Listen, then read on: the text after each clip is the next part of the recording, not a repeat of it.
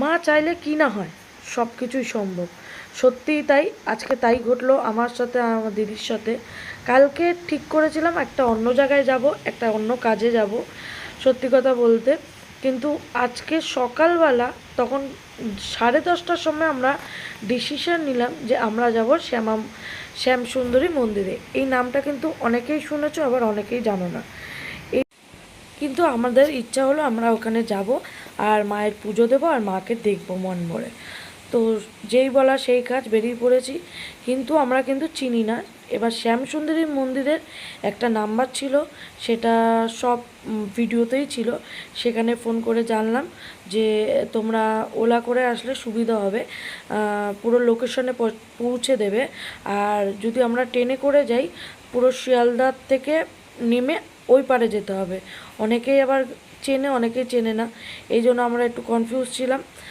Metro করে নামলে কোন দিকে নামিয়ে দেবে চিনি না, সব দিকে ভেবে চিনতে আমরা ওলা করেছিলাম।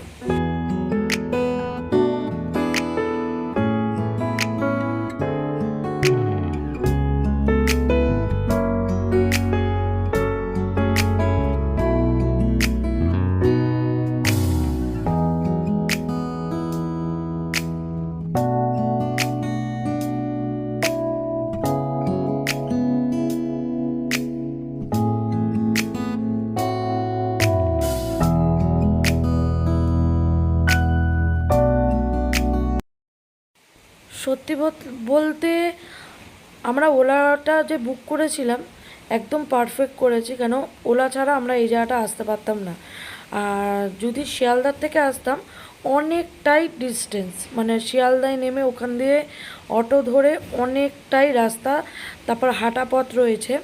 তো আমরা চিনতে পারতাম না। আমাদের কাছে আমার মনে হয়েছে যে আমরা মেট্রো করে, মানে ওলা করে যাওয়াটাই একদম পারফেক্ট।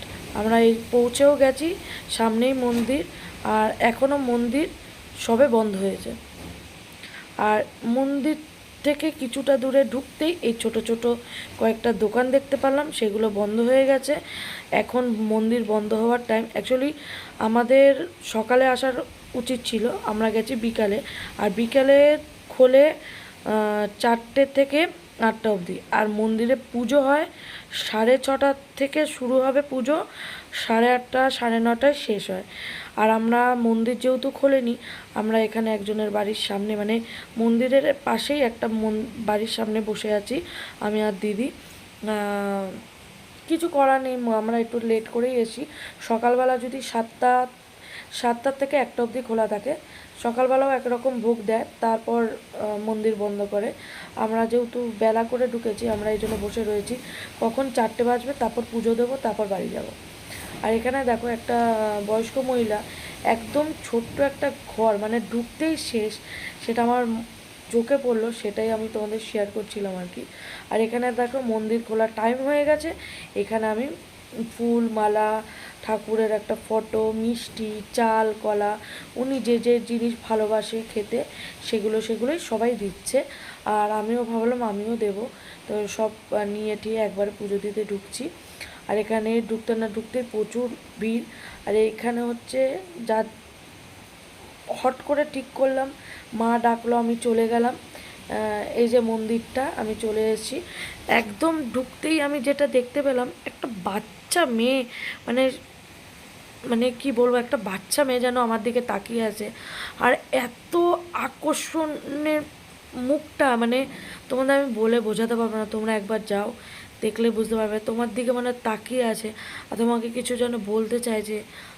মা, মানে একটা বালিকা, একটা বাচ্চা মেয়ে, মানে দাঁড়িয়ে আছে আর তোমাকে মানে কিছু বলছে, তুমি চোখের দিকে তাকাতে পারবে না, এটুকুনি বলছি। আর মা এই যে দেখতে পাচ্ছ, একটা সিঁদুর মাখানো, লেবু দেওয়া, জবা ফুল দেওয়া একটা ইয়ে টাইপের, মা লেবু খুব পছন্দ করে, এই জন্যই এই জায়গাটা এভাবে রাখা, আর চারদিকে লেবু দেওয়া, মা প্রচণ্ড ভালোবাসে। এখানে যে পাথরটা দেখতে পাচ্ছ, এই পাথরটা মানে পা দিয়েই মা এপারে এসে সবার বাড়িতে বাড়িতে যায়। আর যেটা ঠাকুরমশাই আর কি বলল। আর এটা একজনের বাড়ি, মানে যার এখানেই নিত্য পুজো হতো, এই বাড়িতেই, এখানেই মাকে পাওয়া গেছে। আর এখানে অমাবস্যায় অন্ধকার করে মায়ের পুজো দেওয়া হয়। আর অনেকেই সেটা প্রমাণিত যে মায়ের চোখ নড়তে, হাত নড়তে দেখা গিয়েছে। আর মায়ের বাণী, মায়ের কথা এক একটা শুনেছি ওখানে, যেটা শুনলাম মানে গা কাটা দেবার মতন অবস্থা। এই মায়ের মন্দিরে কোনো আমাবস্যা পালন হয় না। মা এতই নিষ্পাপ, এতই মানে কী বলবো, একটা বাচ্চা রূপে পেয়েছে মাকে, এখানে আমাবস্যা পালন হয় না। আর এখানে আমাদের ঠাকুরমশাই আসতে আসতে 6:30 বাজবে, কিন্তু আমাদের যেতে হবে বাড়ি, অনেক মানে রাত হয়ে যাবে যেতে যেতে। আর পুজো শেষ হবে 8:30টায়, তারপর দুবেলাতেই ভোগ দেয়। এখানে আসলে দুবেলাই ভোগ পাবে তোমরা, সকাল বিকাল দুবেলাই পাবে, কিন্তু একটু লেট হবে। কিন্তু আমাদের বাড়ি যেতে হবে বলে তাড়াহুড়া করে চলে এসেছি। ঠাকুরের মায়ের ফুলও পাইনি। নেক্সট বার যখন যাব ঠাকুরের ফুল অবশ্যই নিয়ে আসবো। আর সকালবেলা তোমরা যাওয়ার চেষ্টা করবে, তাহলে বেশি ভালো হবে। আর এই যে ট্রেনে উঠে গেছি আমরা। ট্রেন থেকে সুভাষগ্রামে নেমে এই যে এনার থেকে একটু লেবু পানি খেলাম। আর গলাটা পুরো শুকিয়ে গেছিলো, এত গরমও লাগছিলো আর গলাটাও শুকিয়ে গেছিলো। ভাবলাম এখানে সোডা জল খেয়ে তারপর আমরা বাড়ির দিকে যাব।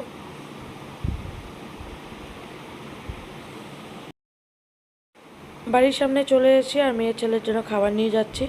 আর ব্লগটা এখানেই শেষ করছি। আমরা যদি ভালো লেগে থাকে, মা